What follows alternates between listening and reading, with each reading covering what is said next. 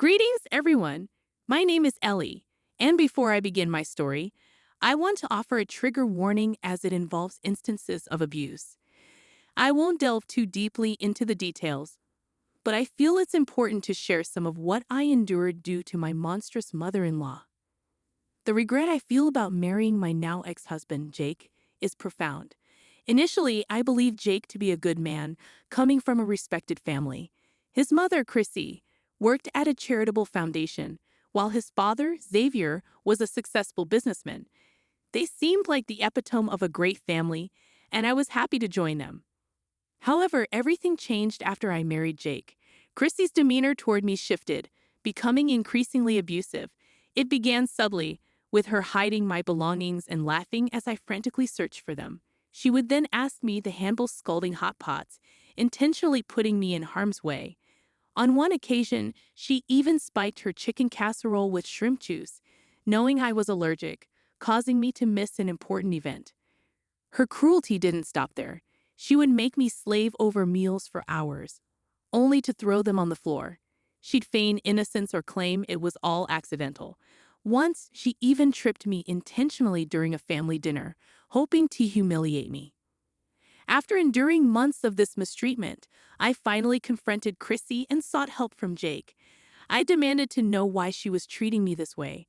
However, Jake's response shocked me. He dismissed my accusations, suggesting I was jealous and overreacting.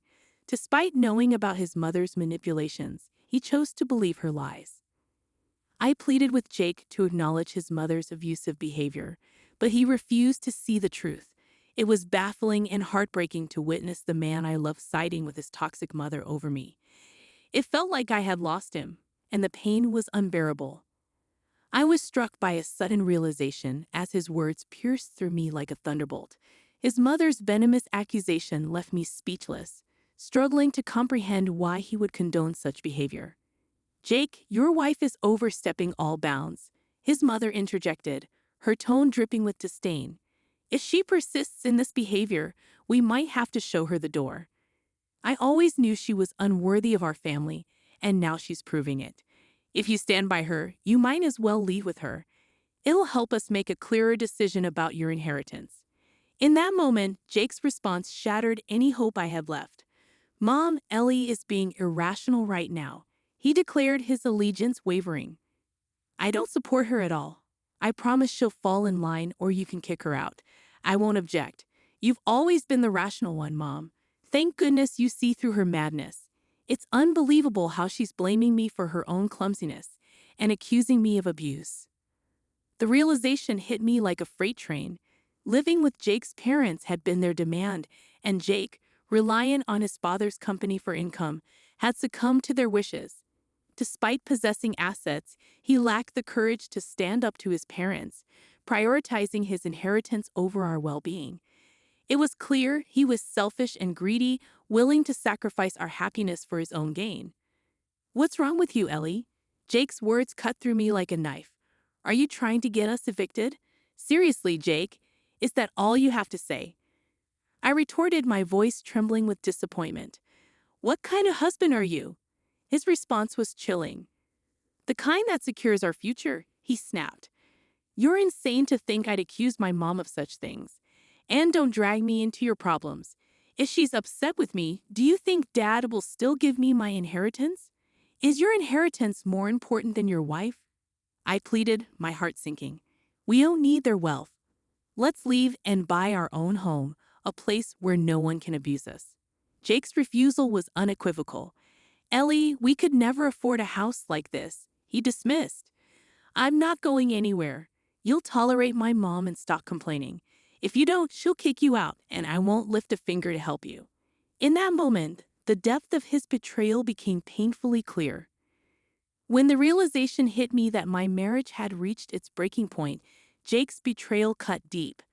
The man I believed in turned out to be someone entirely different, leaving me feeling helpless and unsure of my next steps. To make matters worse, Chrissy intensified her abusive tactics, emboldened by Jake's silence. Despite the overwhelming urge to run away and start anew, I decided against it. I refused to let Chrissy escape accountability for her actions. So I devised a plan to expose her for the manipulative and cruel person she truly was. My strategy was straightforward. I accessed the security cameras around the house and discreetly gathered all the recordings. In the shadows, I found plenty of evidence documenting Chrissy's abuse against me.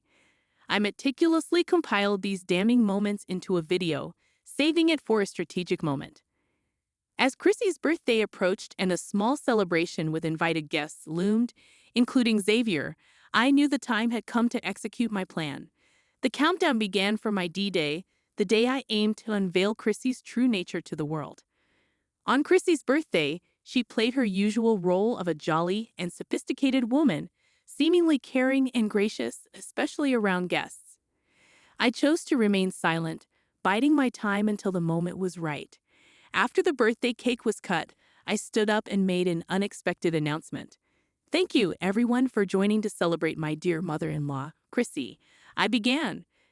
"I'm sure you already know what a sweet and caring woman our birthday girl is.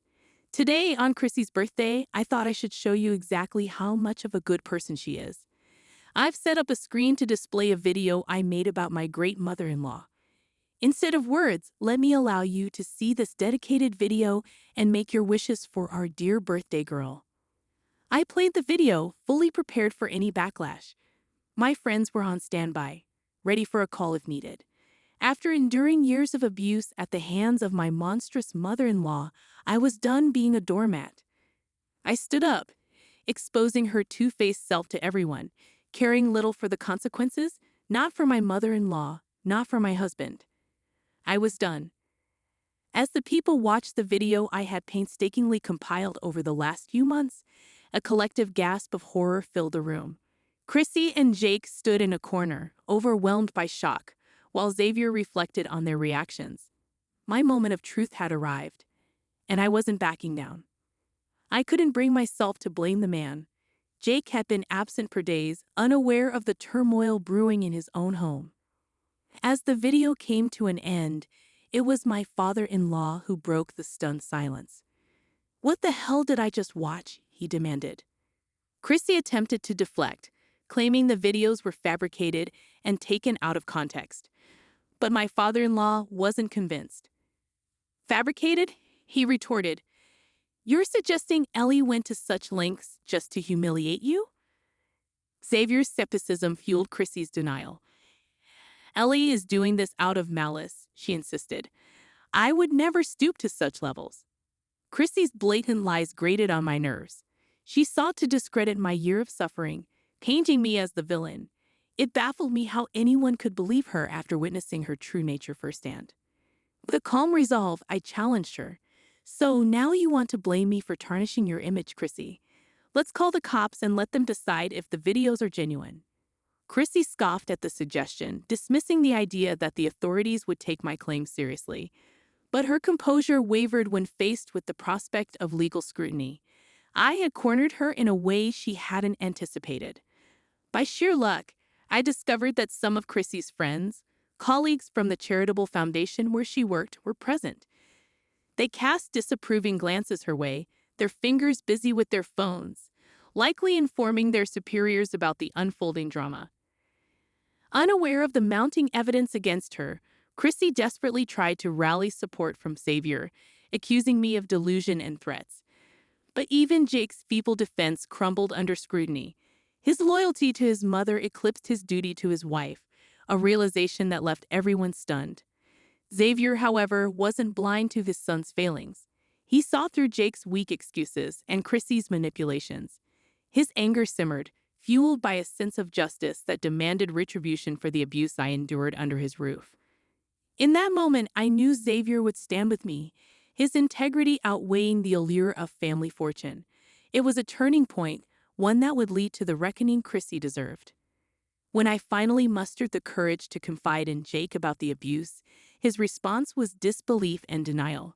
He brushed off my allegations, insisting that I was overreacting and falsely accusing Chrissy. According to him, upsetting Chrissy and jeopardizing our stay at the house was not a risk he was willing to take. In that moment, it became painfully clear that I needed concrete proof to substantiate my claims. Jake's dismissive reaction made it apparent that without evidence, no one would believe the extent of the abuse I endured. In a heartfelt admission, I shared my struggle with Xavier, Jake's father. "Why didn't you come to me sooner, Ellie?" Xavier questioned. "I needed to collect proof and show everyone what a monster Chrissy is," I replied. His response was one of regret and an acknowledgement of his failure to instill the right values in his son. Xavier expressed sincere remorse for what I had endured and offered his support. However, when I suggested calling the police, Xavier surprised everyone by stating he wouldn't interfere and suggested I proceed if I deemed it necessary. This declaration prompted a vehement objection from both Chrissy and Jake. Chrissy accused Xavier of letting me ruin our lives by involving the authorities. Jake, too, pleaded with his father, claiming that calling the police wasn't necessary and emphasizing that we were family. I shut down their attempts to dictate my actions, firmly declaring that abusers and enablers could never be considered my family. I asserted my decision to divorce Chrissy and disinherit Jake, severing all ties with such toxic individuals. To their shock, Chrissy and Jake had assumed they could manipulate the narrative, but the crowd's enthusiastic response to Xavier's declaration revealed the depth of their deception. Chrissy's friends, who had supported me, had already left, promising to hold Chrissy accountable for her actions. Unfazed by their pleas, Xavier stood by my side, emphasizing that my claims were backed by proof. He acknowledged my efforts to reveal the truth and expressed his intention to do what was right by me. Jake, in a feeble attempt to salvage his standing, apologized and claimed ignorance about the severity of his mother's actions. However, Xavier remained resolute, highlighting Jake's failure to act despite being presented with evidence, emphasizing the value of my truth over preserving an inheritance. I couldn't fathom what I had ever seen in them. The irony stung. Xavier, Chrissy's father, stood by me more firmly than Jake, my own husband. His support meant everything to me, especially in that moment of turmoil. "I support you wholeheartedly, Ellie," Xavier affirmed, his disappointment in Jake palpable. "My imbecile son doesn't deserve you, nor does he deserve the inheritance he covets." Jake's desperate pleas fell on deaf ears. "Dad, you can't do this to me," he protested, clinging to the title of son, even as Xavier disowned him. But Xavier had had enough of being manipulated and used as an ATM by two people who added no value to his life. "I'm done being an ATM to two useless people who are nothing but a waste of space on this earth," Xavier declared, his resolve unyielding. "Since you've embraced greed and falsehoods like your mother, you can leave with her after our divorce. There's no home here for you anymore." Jake's disbelief was palpable, his tears a testament to his shattered illusions. But amidst his apologies and tears, there was no remorse for the pain they had caused me. Their priorities were laid bare for all to see. Money and reputation mattered more to them than the suffering they had inflicted upon me for a year. It was a sobering realization, one that left me disgusted with the man I had called my husband. He mourned the loss of his inheritance more than the revelation of his wife's abuse. Chrissy, too, was thunderstruck by the consequences of her actions, her tears flowing as she begged Xavier for forgiveness. But Xavier saw through their desperate pleas, recognizing their selfishness and lack of genuine remorse. They apologized not to me, the main victim, but to Xavier, fearing the loss of their comfortable lifestyle. Their apologies rang hollow, each word dripping with insincerity. I recoiled from their touch, feeling tainted by their deceit and manipulation. Xavier's insight mirrored my own observations. They cared more about their own comforts than atoning for their cruelty. As they pleaded for forgiveness, I felt a surge of anger and disgust. Their facade crumbled in the face of their desperation, revealing the depths of their selfishness and deceit. I wanted nothing to do with them, scrambling away from their hollow apologies as if their touch would contaminate me further. I wanted those monsters far away from me, and I made it clear that their fake apologies held no weight.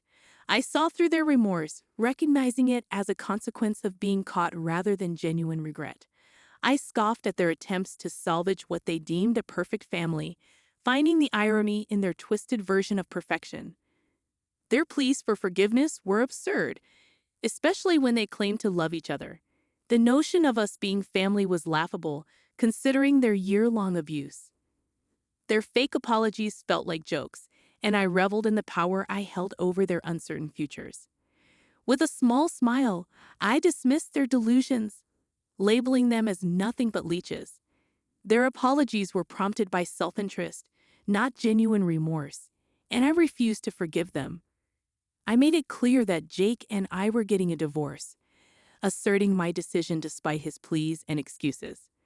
Xavier joined me in firm resolve, stating that he would disinherit Jake regardless of my decision. The prenup ensured Chrissy wouldn't receive a penny from him. With their lives in disarray, they sought refuge with me, but I promptly kicked them out and threatened a restraining order if they dared to contact me again. I refrained from involving the legal system, as Xavier's actions had already cast them into deep trouble. He evicted them from the house, and their lives unraveled further. Chrissy lost her job, exposed by her friends at the charitable foundation, while Jake saw his job vanish with his father's company. They became desperate, reaching out to me for help, but I remained steadfast in my refusal. Months passed, and I settled into my own place, renting initially while awaiting the finalization of the divorce. Jake, lacking a prenup, had to split his few remaining assets with me. The threat of exposing the abuse videos hastened the divorce process.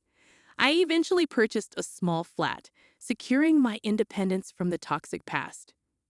Jake, now working 2 jobs to support his unemployed mother, reached out to me, complaining about his miserable situation and expressing a desire to return.